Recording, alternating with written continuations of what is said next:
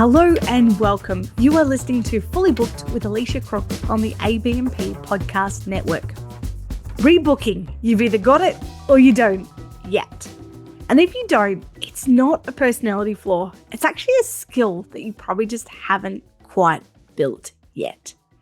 So many therapists wrestle with this because it can feel awkward, pushy, a bit icky, like you're standing in that weird space between you genuinely need this client and what will they think of me if I suggest it? It's that kind of gray zone where most people freeze. Is it a blurred line? Sometimes, but it doesn't have to be. Because rebooking isn't about pressure, it's about clarity, it's about caring enough to guide someone towards the outcome they told you they wanted.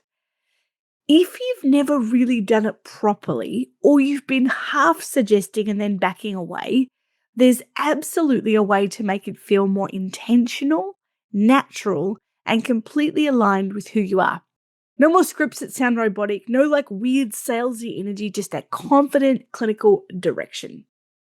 So in today's episode, I'm going to share my biggest learnings about rebooking, why it matters more than possibly what you think, what shifts everything, and how to do it in a way that feels easy, ethical, powerful, and congruent.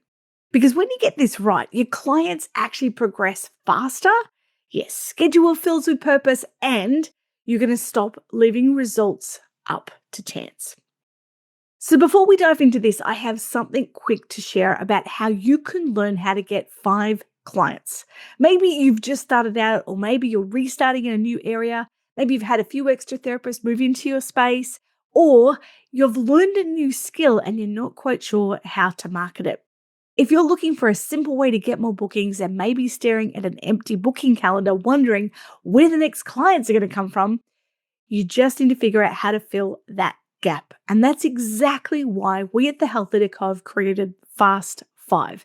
It's a brand new mini course that gives you the fastest, most effective strategies to bring in new clients right now. It's designed so that you can watch and implement immediately to get bookings flowing. And it's on sale now for ABMP listeners. It's usually $347, and right now, if you use the code ABMPPOD, you get 50% off this course. You'll also receive 5 CE credits within CBTMB in the US. You can find it at go.healthedico.com/fast5. All right, let's talk about one of the biggest things that messes with your consistency. And most therapists don't even realize that it's happening. You can be doing all the right things, your marketing's on point, your systems are starting to work, clients are coming in the door, you're getting amazing results for your clients, and then suddenly your calendar has these weird empty patches. You look at it and think, hang on, what just happened? Last week I was full, everyone said they'd come back, they loved their treatment, and then crickets, nothing. It can get really frustrating, right? Because it feels like you're always hustling to fill the gaps instead of just working with the clients who already love you. The thing is, it's not your treatments, it's not your marketing. There's this one little moment that happens at the end of the session, and it completely determines whether a client becomes a loyal long-term client or just quietly disappears. Now, a lot of therapists can miss it because no one's necessarily ever showed us what to do in that moment. We were taught how to treat, but not necessarily how to lead in that step. And like I've said, it's not about being pushy or being salesy. It's actually just creating a rhythm and a system, a really natural flow where clients stay connected, progress together, and your weeks start to feel steady, not non-stop. So here's the thing. When I very first started out, I worked at a chiropractic clinic. Chiropractors are absolute bosses of rebooking. They are the peak standard of rebooking. My chiropractor where I worked, and he'd been established in our area for 25 years at the time, and they would get a new client to come back in 1, 2, 3, sometimes 4 times in a week. And the thing that blew my mind at that, this is my baby 19-year-old mind at the time, was that people actually did it. Clients actually came back 3 and 4 times in a week and then became regular clients. And I was like, how on earth are they doing that? So I watched. In Australia, chiropractors don't have receptionists, they have chiropractic assistants. So cool, so fancy, right? I watched our chiropractic assistant work her magic. This was like a well-oiled machine. The clients would go in, see the chiropractor, they'd come out, the chiropractor would say, I'd like to see you again. This is what we're going to do. Here's a treatment plan. And then the chiropractic assistant would actually rebook them in for those following appointments. Now, what was amazing to me about this is that as a baby therapist, when I just started out, I was getting used to this whole idea that I needed to rebook because I really did have this perception that I would be able to fix everything someone came in with in one session. Yeah, and I realized pretty quickly that I'm actually I'm still not that great. Yeah, just a normal human over here with a skill set. And apparently my skill set requires multiple follow-up sessions. So I had to learn that through trial and error. And then I was thinking, how am I going to rebook these clients? Because I know they need it. And when they do come in, they seem to do really well. But if they don't come in, it feels really weird. And then I watched this chiropractor and I thought to myself, if Nick could book people in 4 times a week and they do it, I could probably do once a week and I could feel I could feel okay about that. So I just started rebooking my clients. I just started going, okay, this is what I've got to do. This is how I'm going to do it. I'm just going to rebook them in. And I didn't even know that what I did was unusual, different, unique, etc. I just kind of followed what the chiropractor did. The chiropractor was doing it really well and he'd been doing it for 25 years. No one seemed to hate him or, get upset with him or be disappointed that they had to come back or it just kind of happened. It was sort of just part of it. And so when I started having business coaching many, many, many years later, I remember my coach saying to me, what's your rebooking rate like? And I'm like, well, 95%. And she's like, how do you do that? I'm like, absolutely no idea. She's like, if you can't language how you do it, you can't teach it to other people.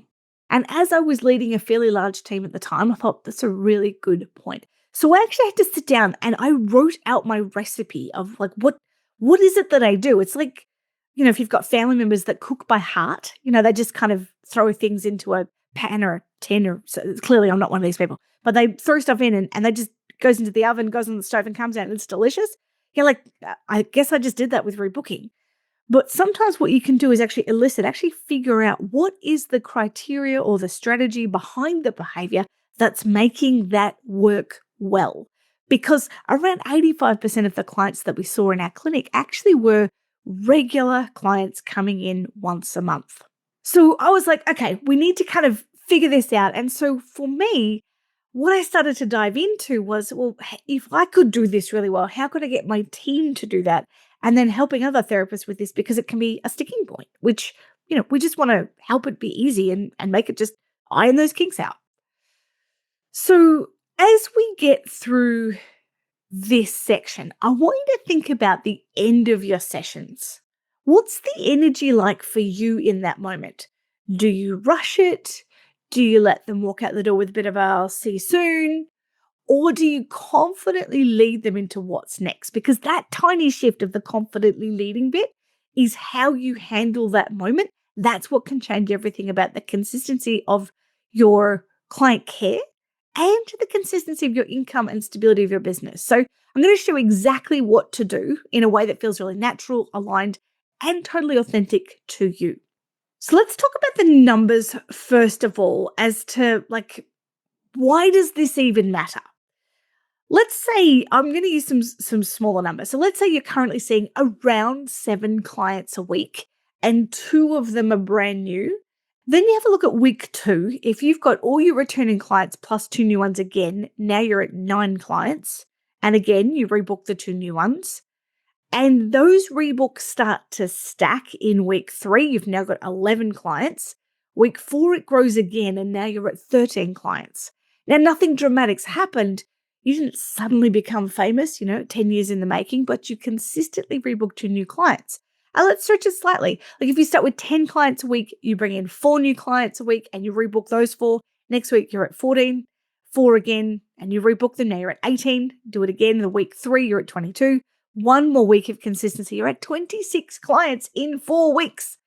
Now, this isn't about the hustle or making marketing harder or even suggesting that you have to see this many clients in a week, because I believe everybody has an intuitive amount of clients that they want to see.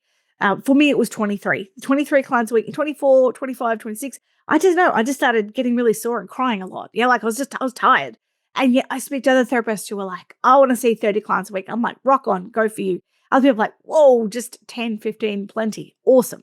There's no right or wrong when it comes to it. This is just about what's the consistency like for you. And if you need to work on it, what are some ways that you can do it? So as I elicited my rebooking strategy, I discovered that I actually have a 4-step process. And through this 4-step process, it made it less weird at that one particular time. So the first one is really about making your clients feel super welcome. This means helping them understand your expectations of them right from the start. This could be the way that when someone makes a new booking online, for example, you have an email or a text message that explains how to get to your practice. How do you actually get in? Do you have a video that you explain? When someone arrives at your clinic or your practice, what do you expect them to do? Because so many times, like, it's weird, but if you have not been a client very often, they don't inherently know what to do. Makes sense to me. You go to any kind of business, you fill in a form and you sit down, like, done. But that's because I've been to hundreds of clinics and appointments and kids and all that kind of stuff. Not everyone's like that. So if you are not there to greet your person, if you are, greet them by name and make eye contact, smile, hey, how you doing? Lovely to see you, that kind of stuff. But if you're not, have signage of what you expect them to do. Please take a seat in your waiting room. Please fill this in first. Your therapist will be with you shortly, and I'll take you through. Something like, just whatever it is. Just make them feel super welcome by explaining your process. Then, when you get into treatment, step 2, during the treatment, make connections and build rapport. And then point out what you find in the treatment. Like, a lot of my sessions now, and even back then, start with some chit chat, and then they kind of peter out for the person to just do their thing on the table. So one of the things that I would say is I would point out the crunchy, sore, tight bits. Hey, I've noticed that this is feeling like this. Did you know that was tight? Did you know that was sore? Point it out, because sometimes people don't know what's actually wrong with them. And then I would say, have you ever thought about having regular treatment? And look, some people disagree, but I like the analogy of you put your car in for a service. So why not put your body in for a service? Yeah, like, you're worth more than a car. Why do we put our cars in for a service? Well, we put them in so they get better mileage and, they're better resale value, etc. But, at the end of the day for us, our body isn't going anywhere. We have to live in it. So we may as well take good care of it so that we run more efficiently, right? Done. Mic drop, out. Have you ever thought of having regular treatment? If I felt like using the car analogy, I would, or analogy that might resonate with the person on the table. And then do the treatment. Build rapport. When the person comes out of the treatment, normally what I would do is go, how are you feeling? Most of the time they're like, oh, and they have that kind of squishy towel face, that kind of, I'm so relaxed, zen kind of, whoa, I don't know what that was, but wow, thank you. You just agree with them. Oh, yeah, it was a little bit tight here, blah, blah, blah. And then what I would say to them is, yes, I noticed you were sore tight in these areas. I'd love to do some more work on that. I think it would really help. And then I would say, I'd like to see you again in a week's time. That's it. And then step 4 is this crazy thing called holding the space. And that is zip it. Because if you're learning this and it's a new, you're playing with this, what tends to happen in our heads is, oh my goodness, what will this person think? What do they think I'm being really pushy. I shouldn't do this. Maybe I shouldn't. All of that stuff's going on in your head, or your version of it. What's happening in the client's head is, because they're just zen and chill or whatever. But the beautiful question is, most of the time people go, okay, sure. Because I believe, and what I came to learn over a long period of time in my career, is that rebooking is actually just an extension of our treatment. Working with another chiropractor down the track, I remember him saying, if you really believe, Leash, that you can help someone that sits in a crummy office, in a crummy space, on a crummy chair, 8.5, 9, 10 hours a day, in a space that they're probably not loving, and you think that in 30 or 60 minutes you can undo all of that in one session. He's like, I just don't believe it can. I was like, oh, you pointed out like that. Yeah, okay, makes sense. So part of rebooking is actually learning how to care for our clients because they are going to put themselves back into that crummy position and probably going to need our care again.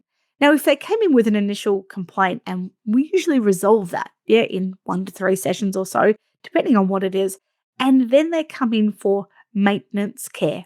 And maintenance care is just that, dealing with life stuff that goes on in our body and our nervous system and in our mind.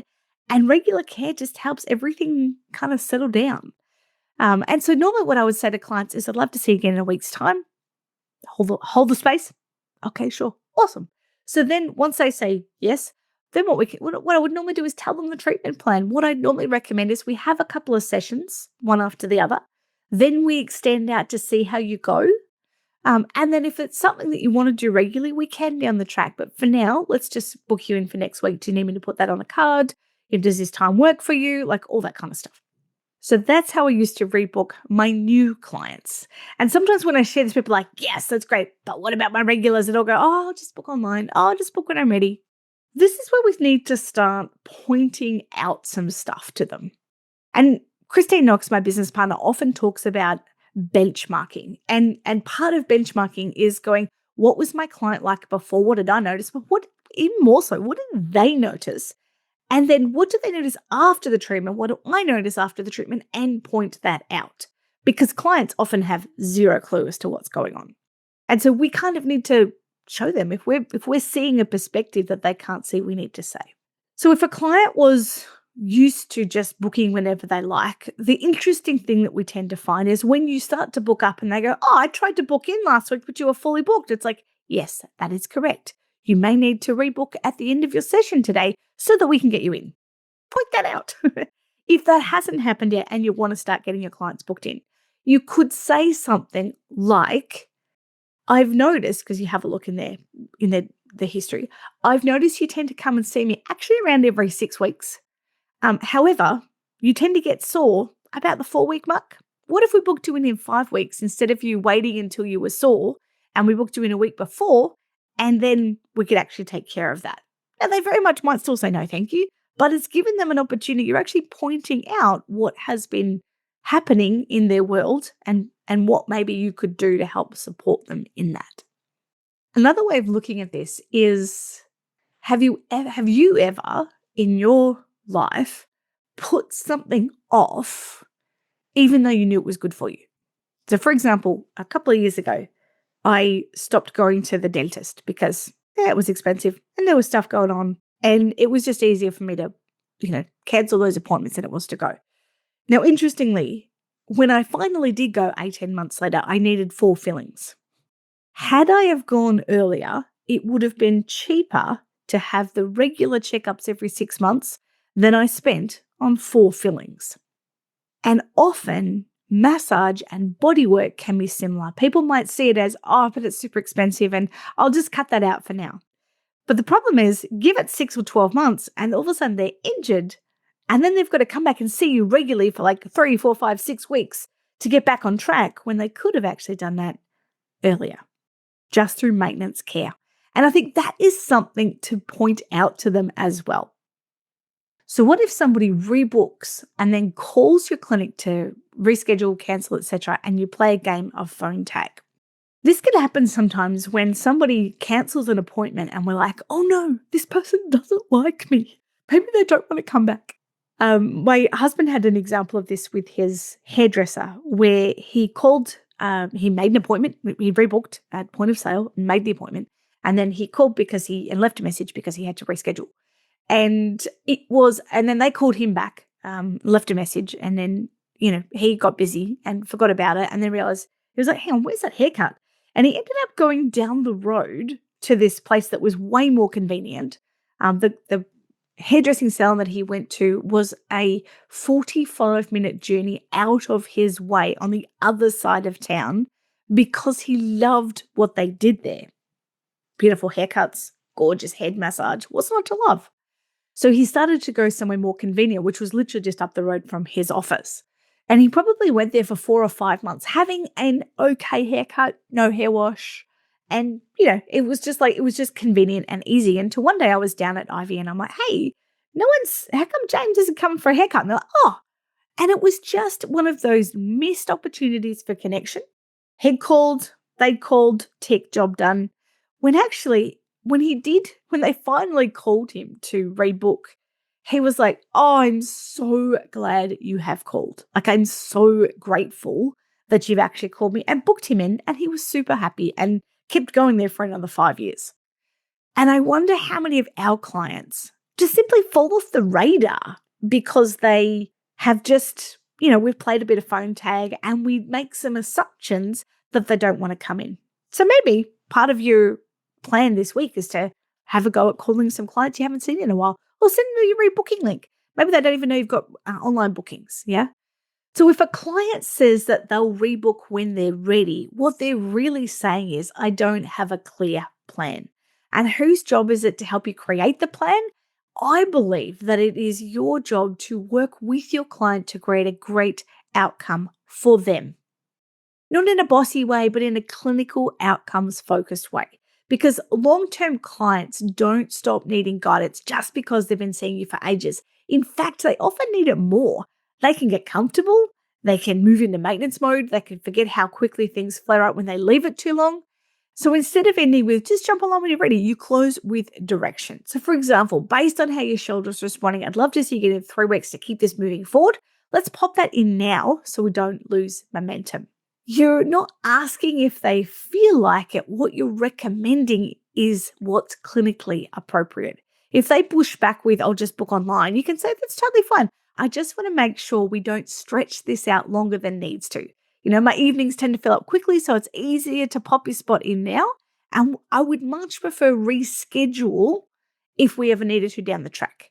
You're positioning it around their outcome and your availability, not your need for bookings. Because the truth is, clients who don't rebook tend to drift.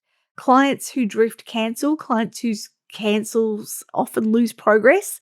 And then they think their body's the problem when really it was just inconsistency. So your role is to protect that. Regulars aren't offended by leadership. They're actually reassured by it. And if someone prefers to book online or go somewhere else, awesome. That's absolutely fine. Help them do that if you need to. But make sure that recommendation and invitation is really clear, because predictable income and predictable client results come from the same thing, which is that consistency. And it's built at the front desk. It's built at that point of sale. It's built at the end of the session, not in your marketing plan. So if there's one thing I want you to take from today, it's this. Rebooking is not about being pushy. It's about being responsible. Being responsible for the result, being responsible for the treatment plan, being responsible for not leaving someone's progress up to motivation or memory. Because let's be honest, no one wakes up thinking, you know what sounds fun today? Booking my remedial appointment. They book when it's in pain territory again, and then you're back to undoing instead of building. When you rebook with clarity, you're going to stop running a hope-based business and start running your plan-based one. And your clients get better outcomes. At the end of every session, give a clear recommendation, not a vague suggestion, a recommendation. I'd like to see you again in a week's time. Try it, refine it, get comfortable, be the leader in the room. Because you already have the hands, you've already got the skills. Now it's about owning that outcome. And when you do, I reckon everything starts to shift. All right, I'll see you in the next episode. For more insights and practical tips and inspiration to take your practice to the next level, subscribe to the ABMP podcast wherever you listen to podcasts.